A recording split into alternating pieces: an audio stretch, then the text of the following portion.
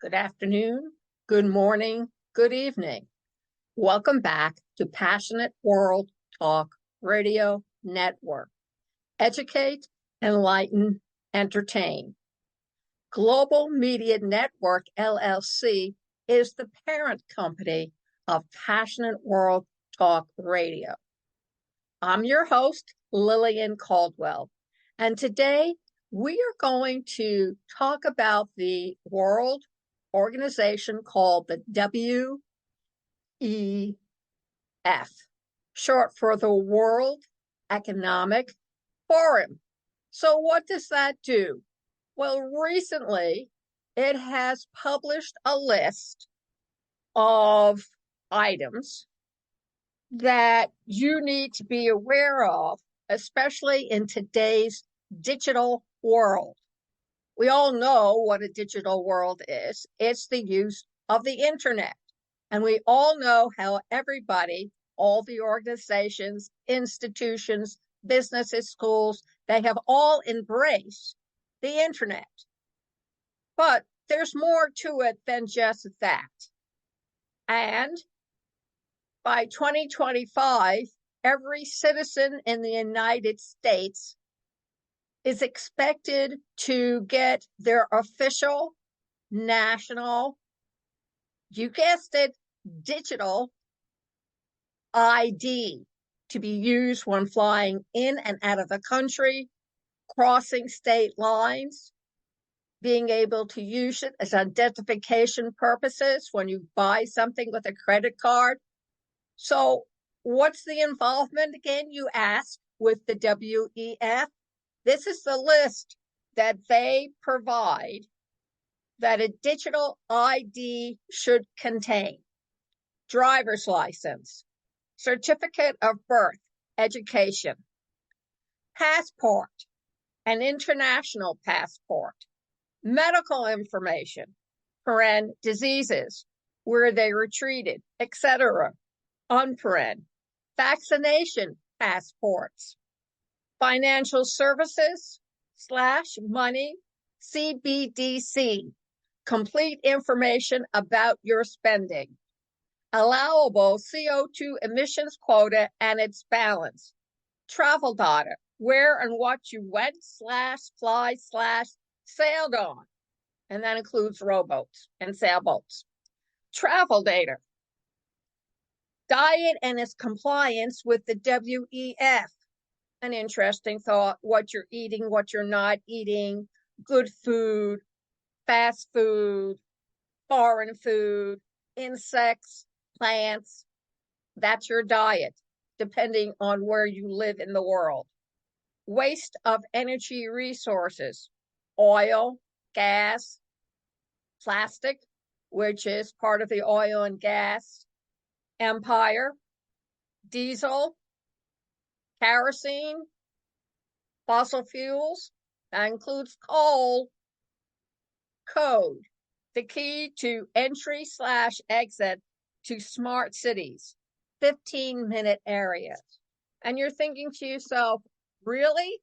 Well, let me tell you about my little adventure down at the motor vehicles place. Although I understand you can also go to the AAA.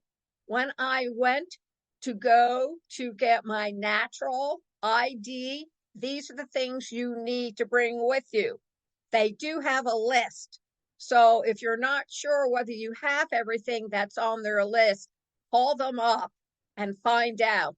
And they will hand you a piece of paper with about 25 different items that you need to be aware of. Number one, birth certificate. Gotta have that.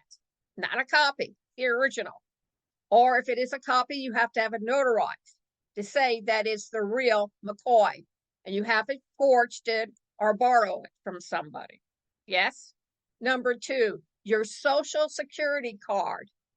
If you don't have one, get it. Go to your social security office and ask for it. Call them up, but you won't get very far. Why?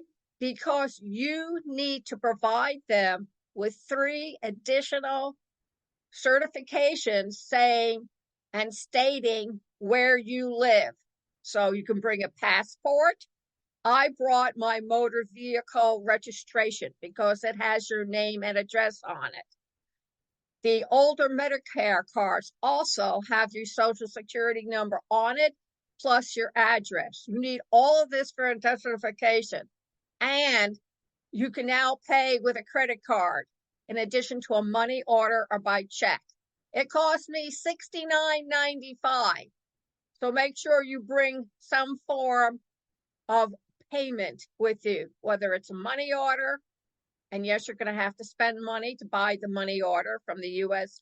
Post Office, a check, and they'll take personal checks, and you can use a credit card. But you should spend some time assembling the information that you're going to need. If you're recently divorced, you need to bring your recently divorced papers. If you recently lost your spouse, you have to bring a death certificate with you. And this is because many people, when they get married, they take their husband's or their spouse's name.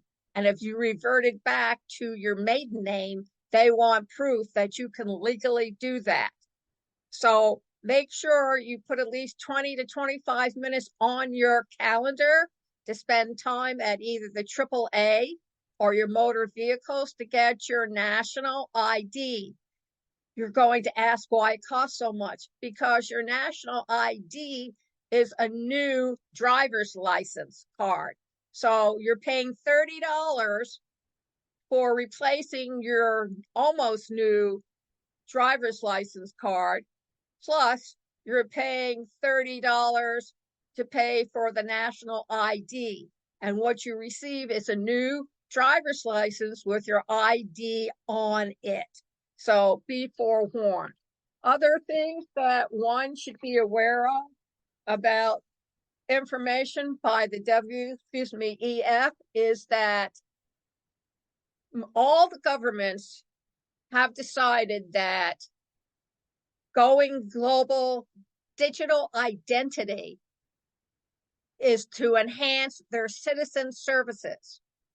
Number one, digital IDs for citizens. Governments recognize the importance of providing secure yet convenient digital identities for citizens. These digital IDs streamline interactions with public services. For instance, and they give an example. You can look this up on Google, very easy. Just put digital citizenship, and this is what will come up as an example. In France, it's called the France Connect system, allows citizens like Naomi to access various public services using one login. She can file her income tax return, check healthcare reimbursements, and even sign up for local electoral lists seamlessly. Now, this is in France. I don't know how advanced the United States government is yet, or what it's like in England or Spain or Portugal. You would have to contact the individual country on Google and find out. What's the goal? The purpose? The goal is to ensure that citizens can easily, securely, and legitimately access government services. Number two, challenges and approaches. Creating a successful digital citizen IDs involves focusing on three key aspects. Governance. Government CIOs must decide between managing the entire identification process in-house or leveraging third-party digital identity service providers like the IDSP, in case you're interested. Government CIOs must decide between managing the entire identification process in-house or leveraging third-party digital identity service providers.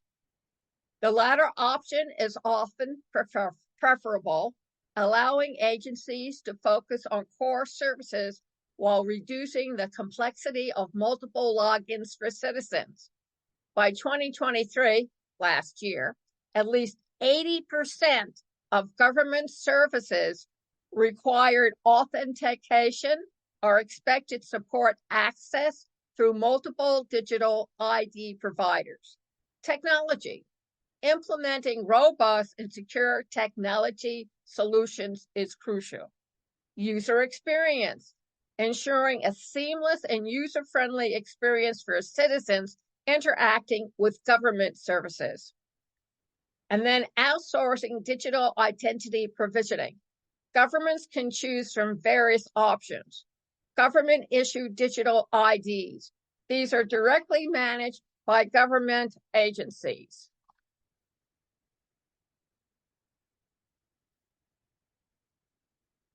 Governments can then choose the second, commercial IDSP. Third-party providers offer digital identity services, and then they can combine both approach. Examples include systems like France Connect, which combines both government and commercial IDs.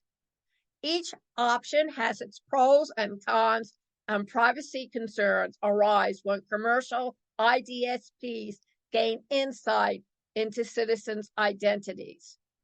So in summary, the move towards digitalizing citizen profiles aims to enhance efficiency, accessibility, and security in public services.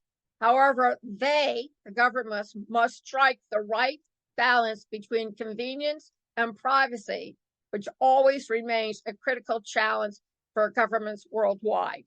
Now, I got my information from the WEF, and you can find it online, worldeconomicforum.com, and by asking Bing AI and Google, and it'll be more than happy to provide you with the resources to do a little bit of investigation.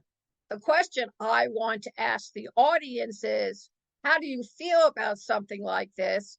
And number two, what happens if the grid, meaning the electrical grid, goes down because somebody cut it off, somebody turned it off, or somebody bombed us, and then you no longer have access to a digital structure?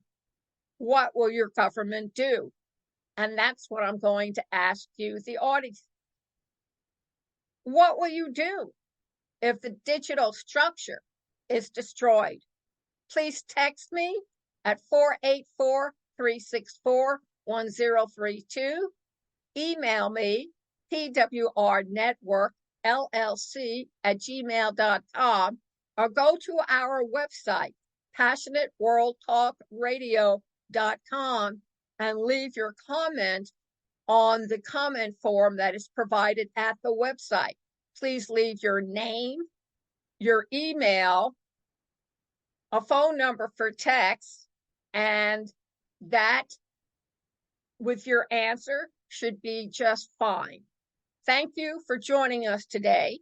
You can hear and see this program all over again on youtube.com/PWR Network _PW Talk Radio, on our website, passionateworldtalkradio.com, and also on facebook.com/Passionate World Radio, and all the major social media and podcast directories.